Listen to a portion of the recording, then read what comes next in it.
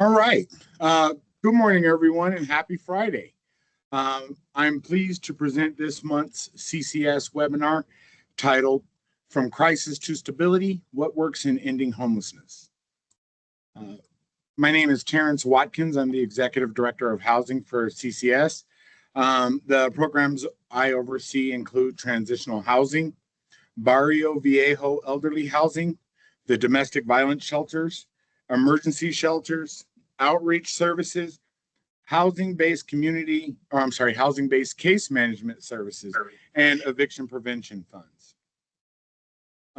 Today, in today's presentation, I want to provide an understanding about what a housing crisis is, provide an overview of CCS's continuum of housing services.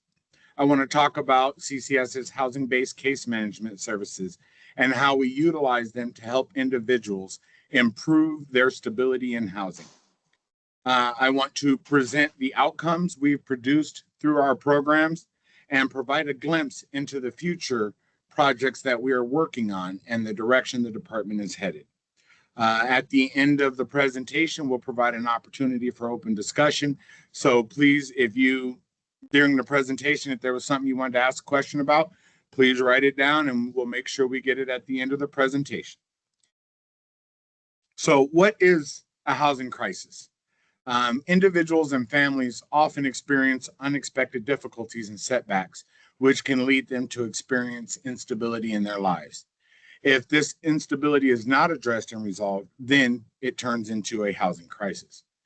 An example of instability would include their inability to pay rent or utilities. Obviously, if you don't pay your rent or your utilities, utilities get shut off and the landlord's going to kick you out. A housing crisis is when the individual or family has been evicted. Individuals who are fleeing from domestic violence, those who are experiencing long-term homelessness. Additionally, political and other environmental factors sometimes require individuals to have to flee their homelands. When they arrive in America as refugees, they are now experiencing a housing crisis. So, regardless of the circumstances that led to their housing instability, CCS has developed a continuum of services designed to help individuals avoid becoming homelessness, end their homelessness, and or improve their quality of life and increase their ability to maintain stability in housing. In our mission to support those who are experiencing domestic violence, CCS operates all of the domestic violence shelters in Southern Arizona with locations in Yuma, Sierra Vista, and Douglas. With a total capacity of 100 beds, we can accommodate males, females, and families who are fleeing abusive living situations. For individuals who are experiencing homelessness in Cochise County, CCS operates the Good Neighbor Alliance shelter, which offers shelter and stabilization support services to help residents resolve their homelessness. We also maintain several contracts, which affords us the ability to provide outreach services throughout the county. In our services, we locate everyone that is experiencing homelessness. We're able to provide them with basic living supplies, such as hygiene, food, clothing, sleeping bags, tents, etc. We help connect them to the needed resources they have, and we help them in their efforts to end their homelessness. Now, the best way to address homelessness is to prevent the individual from becoming homeless in the first place. With this goal in mind, CCS offers eviction prevention funds. Sorry. Please make sure you mute your microphones. CCS offers eviction prevention funds to help those experiencing financial insecurity and prevent them from experiencing the trauma of becoming homeless. Over the past 3 years, CCS has heavily invested in the creation of transitional housing programs throughout Southern Arizona. These are programs designed to assist families with children who are homeless or unstably housed, and we want to help them address their social determinants of health to improve their lives. We currently operate 32 units, and we have plans to expand in the near future, which we'll discuss at the later end of this presentation. Lastly, to ensure that CCS can provide a full continuum of housing services, we administer 2 permanent housing/rapid rehousing programs in Cochise County. One program is designed for individuals and families experiencing homelessness, and the other program is designated for individuals and families who are transitioning out of one of the domestic violence shelters that we operate. So, what is it that we do differently? What makes our programs stand up above the rest? In housing, the service model has always been that you want to get the individual housed and then wrap them with support services. We question why we have to wait until they're housed before we can help them. It's 2026. We have the technology to submit applications from anywhere on the planet. Since most outreach and intake staff are certified community assisters, we can help them apply for Medicaid, Medicare, SNAP benefits, WIC benefits, TANF, temporary aid for needy families. We can help you apply for SSI or SSDI or apply for veterans benefits. And we can do that from anywhere in the community, including at your homeless encampment. We can help them schedule medical and behavioral health appointments. We can help them schedule transportation to get to the appointments. Some cases, we can even transport them if need be to make sure that they make it. We can get you enrolled in substance abuse treatment or detox services, and we can do that while you're still homeless. So we don't feel like we have to wait until we get you into housing to help you. We also believe that the key to effective case management begins with an effective assessment of their needs. No 2 individuals share the same exact needs, history, culture, traumas, beliefs, and preferences. So we need to fully understand all areas of concern for each individual so we know how best to help them in a trauma-informed, respectful, and effective manner.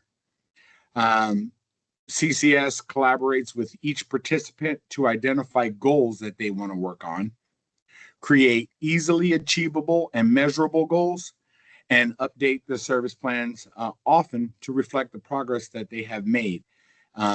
Once they have completed that goal, we'll update it to remove that goal and add the next goal, the next step towards achieving their ultimate goal. Now, comprehensive assessments and ISPs are not new ideas. They've been standard operating procedures in behavioral health services for many years, but CCS has incorporated these practices into our housing services.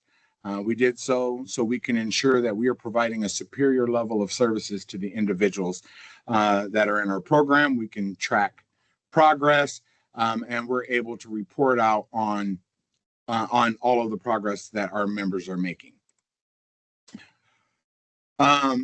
Here at CCS, we understand that housing is just 4 walls, floor, and a roof. Providing a roof over someone's head and a meal does not equate to housing stability. There are reasons why these individuals are in this situation, and we try to focus on identifying the needs that have created this instability and helping them resolve them. We do this by completing the person-centered comprehensive assessment for each member that enters our program. Once we've identified the areas of concern that we need to address, we work with the participant to create individualized service plans, or ISP, that serves as a roadmap to outline the services we will provide to them, help them achieve stabilization in all areas of their life. All ISPs are focused on addressing each participant's social determinants of health. And as we make progress towards addressing each domain, we update the ISP and start working on another goal. In accordance with Maslow's hierarchy of needs, we start off by focusing on their immediate needs: securing housing, food, water, clothing, hygiene, etc. And once we have been able to address their basic needs. We start focusing on their intermediate needs. Do they have medical insurance? Do they have a primary care provider? Are there mental health concerns that need to be addressed? What about chronic medical conditions? Do they have a high school diploma? Do they have a trade? Is this an individual that needs to attend vocational training so that they can learn a trade? What about community college? Are they underemployed? What barriers do they have to obtaining a better job or working more hours? These are all questions that we focus on answering, and we address them with each member in having the various domains that we're looking to assist them in. This helps us to target the services that they want to work on. From the first day they enter our program, we're working towards you exiting our program. With that philosophy, we focus on locating the type of housing this individual may be able to get into upon completion. Ideally, everyone would leave here and move into independent housing that they can afford without an ongoing government subsidy, but that's not always the case. Some individuals may need assisted living. They might need permanent supportive housing for individuals with a serious mental illness. We might need to get them into long-term subsidy, such as Section 8 vouchers. So we continually to assess each participant's needs and adjust as we work with them to ensure their success after they leave our program. So CCS rolled out this updated housing model in the spring of 2024 with the revamping of our transitional housing program in Pima. Since May of 2024, we have been able to serve a total of 123 individuals, which consist of 58 adults and 65 children. Not only were we able to effectively provide these families with support and assistance to get them off the street and provide them with the resources they needed to improve their lives, but we've been able to maintain a whopping 100% success rate in exits to positive destinations. For the purpose of this presentation, a positive destination is defined as a stable living situation, such as a rental of their own with or without an ongoing subsidy. Maybe they reunified with their family and are living, they move back in with their family, or they're living in some kind of permanent tenure. But this is not individuals that are exiting to shelters or any other temporary locations. 63% of the individuals that have gone through our program have been able to increase their income while they were in the program. And 50% of the individuals in the program were able to increase their income through employment. So it's not just benefits or they got a cost of living adjustment on their SSI, SSDI veterans benefits. But the increases in their income was based solely on them getting better jobs, getting better pay raises, and improving their earning potential. Since its opening in June of 2024, Casa de Respiro has served as the first and only medical respite shelter in Southern Arizona. Since its opening, it has served 211 individuals, of which 73 were chronically homeless and 10 of them were veterans. Casa de Respiro has had 17 individuals leave to a positive destination. Now, for a short-term shelter, this is an impressive statistic, as they're only working with people for a much shorter period of time. So to be able to do so much wraparound support services that they are able to exit to a permanent or a positive destination is nothing short of miraculous. And since it joined CCS in February of 2025, the Good Neighbor Alliance Shelter has served 80 individuals, of which 5 were children, and 57 of the individuals served were chronically homeless. As GNA is able to house individuals for a much longer period of time, it has been able to help 20 individuals, or approximately 25% of the people who have come through the shelter, have exited to positive destinations. So the housing department is, I want to talk to you more about our future plans and partnerships. as we're currently in a period of unprecedented growth and opportunity. With the re-envisioning of what housing could become, CCS has began making strides to change the operations of the program since, again, spring of 2024. These changes include the revamping of transitional housing, the introduction of the behavioral health model into housing services, expanding our housing-based case management services to accept referrals from other agencies, the targeted focus on applying for funding that supplements projects that we already have, and the development of additional properties which to house and provide services to those who are experiencing homelessness. Now, in the past year, it's been a very exciting time, for me at least. There's been a lot of policy changes at various organizations, both nonprofits, profits, for-profits, and in the federal government. And these changes have shifted the tide in our favor, which has been fueling a rapid expansion in services for us. With the success of our transitional housing program, we have begun to standardize the model for all transitional housing programs throughout the state.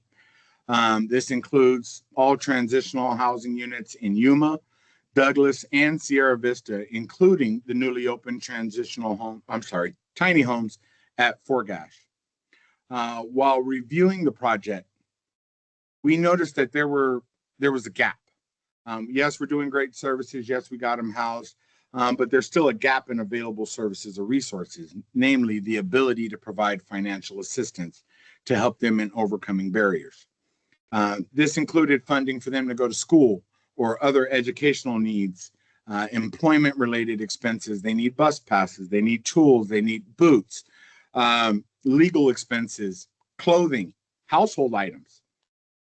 I'm happy to announce that we've been blessed to receive grant funds from the Church of Jesus Christ of Latter-day Saints to address these concerns and demonstrate how these funds can assist program participants in achieving their stability. We received the funding. We have been going back and forth with them, and we actually received the funding at the beginning of June or earlier this month. And so now we are able to literally remove any barriers. We can buy furniture, I can buy clothes, I can buy cleaning supplies, I can pay for you to get your GED, I can pay for tutors, I can buy a computer if we can justify it, and that's what you need to successfully complete your schooling. So this is an amazing opportunity for us, and we're super excited to partner with the LDS Church to make this happen for our participants.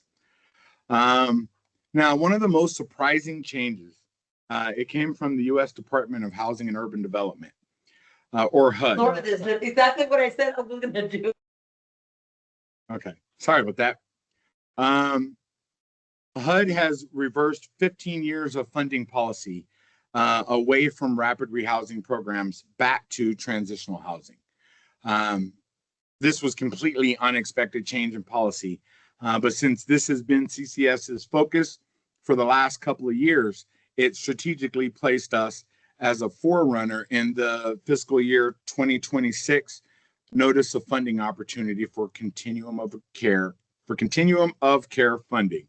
If we're awarded these funds, this would allow us to fully fund all of the projects that we have in Pima, Yuma, and Cochise counties. So it's really exciting, and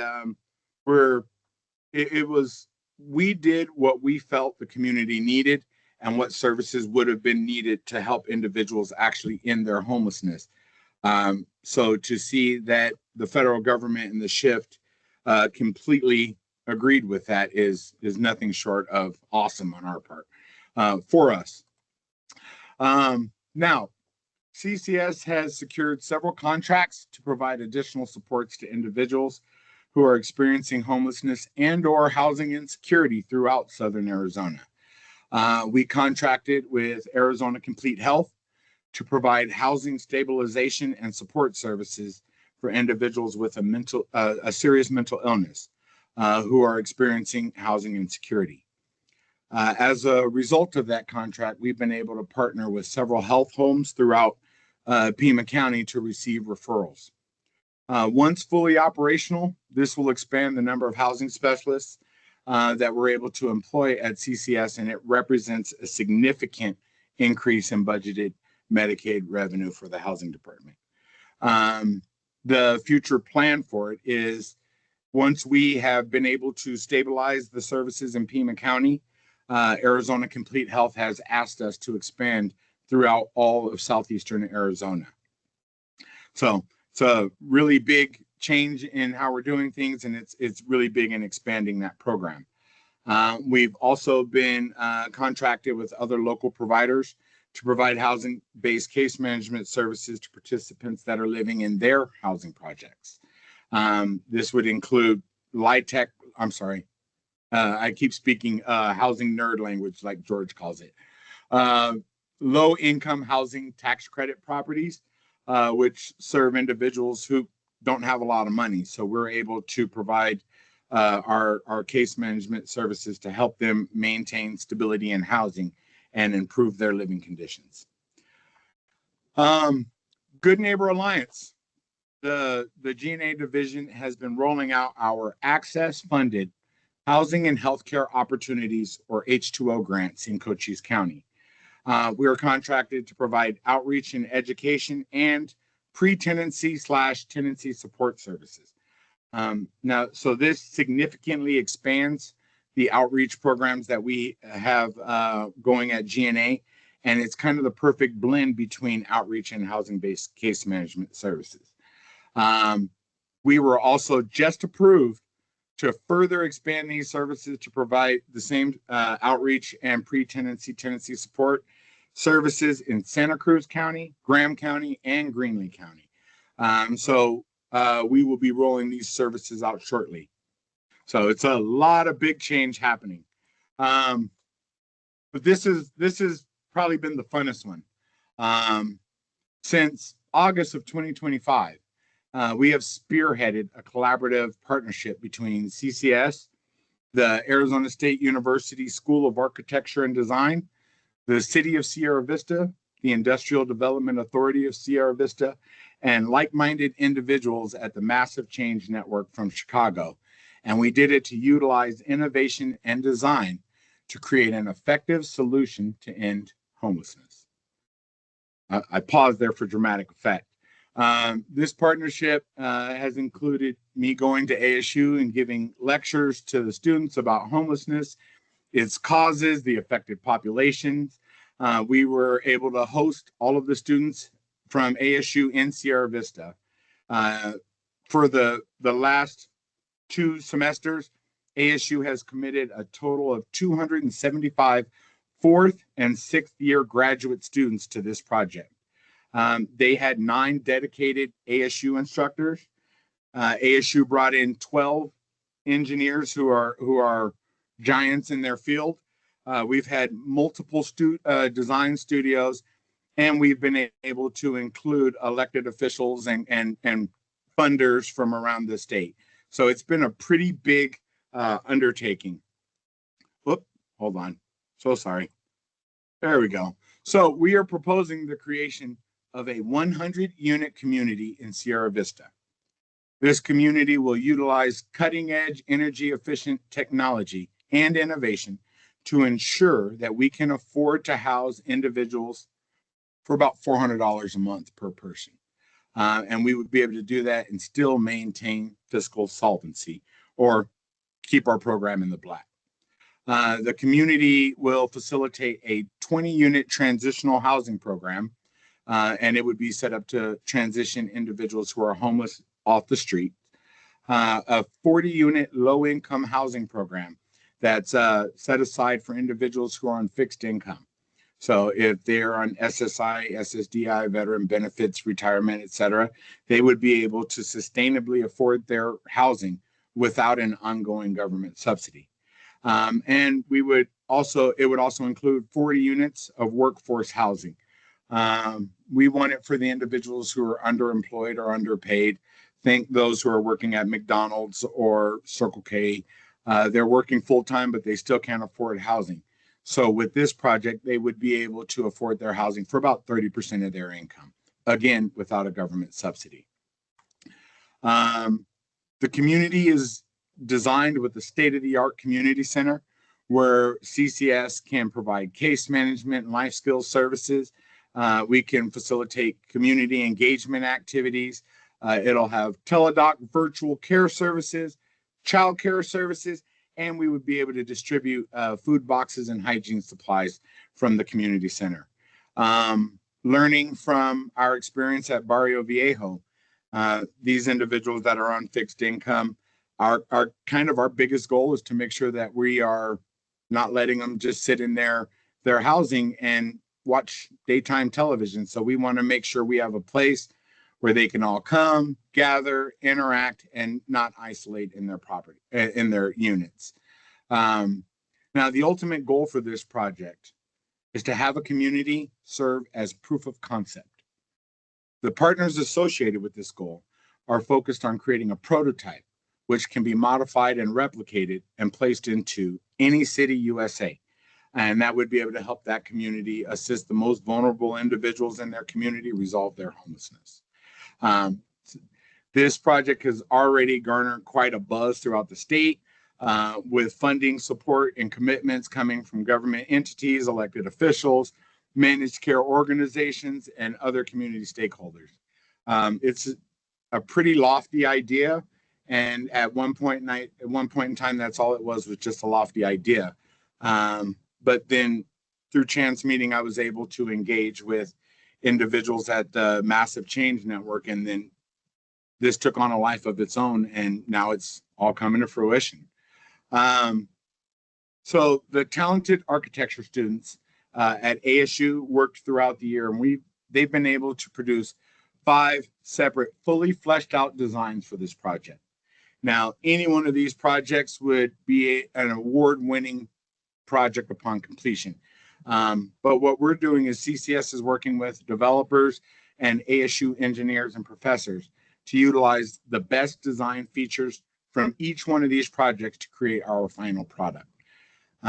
Now, this is going to be a long-term project. It's going to take several years to see this through completion. But we're committed to partnering with other like-minded, innovative entities to ensure we are leading the charge to end homelessness in Southern Arizona. At this time, I will go ahead and open it up for questions. I thank you for listening to me babble on for a half hour, and so we'll open it up for questions.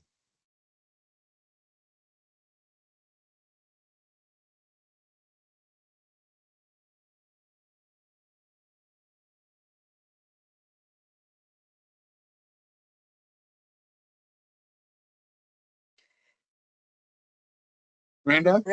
Yeah. Will any of those transitional living homes be available for our clients here at Medical Respite? We could definitely look at getting funding for the medical respite program.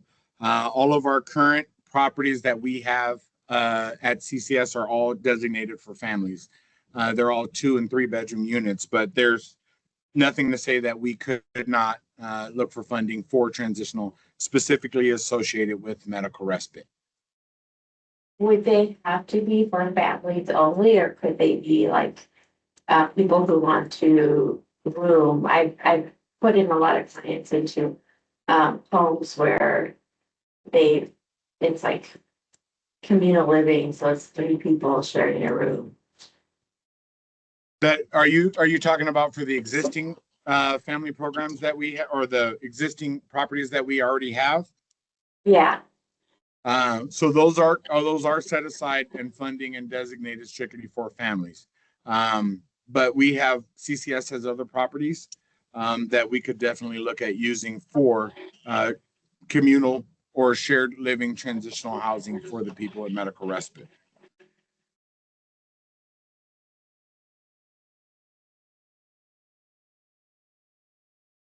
Danielle? Hi, I just wanted to start by saying it's so great to hear about all the expansion, and so kudos, Terrence, to you and the CCS team. This is such a need across all communities. So it's just so nice to hear that there's growth in this space, and so look forward to that. Wondering if, given all of the programs kind of you just talked about, is there anything in writing, like a flyer or anything that kind of details out the locations and the populations that they serve that you could share?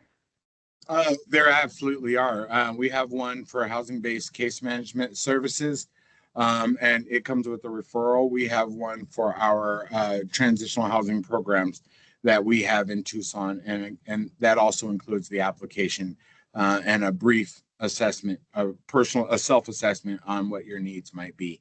And I can send those out to Laura immediately following the presentation, and she can distribute them to everyone in attendance. Excellent. Thank you. No Will do. problem. Thank you.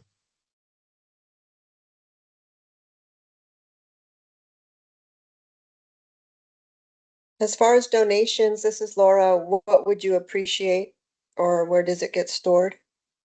Um, if I'm being transparent about it, we would prefer funding donation, cash donations, simply because we don't have the manpower or the storage to store all of the couches and stuff. And then we had bed bug issues and all of the other things that go with it. Cash donations are really appreciated. If there was a specific desire that you had for those funds, such as you wanted to buy toys for the kids for Christmas that are in our transitional housing program, you would just put that as the purpose of the donation, and we'll make sure that those funds are spent specifically for that need. Okay, thanks.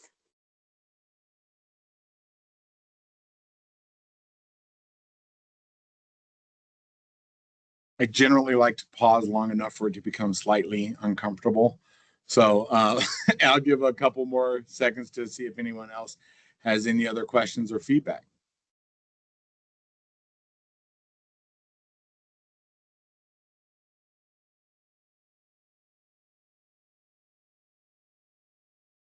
All right. Well, then I want to thank you all very much for joining us for this month's CCS webinar. Again, my name is Terrence Watkins. I'm the Executive Director of Housing. If you have any other questions that you think of later, or you had any other follow-up feedback, please feel free to reach out to me. That's my email, there's my phone number, and it does accept text. I hope everyone has an amazing Friday and a great weekend. And thank you for joining.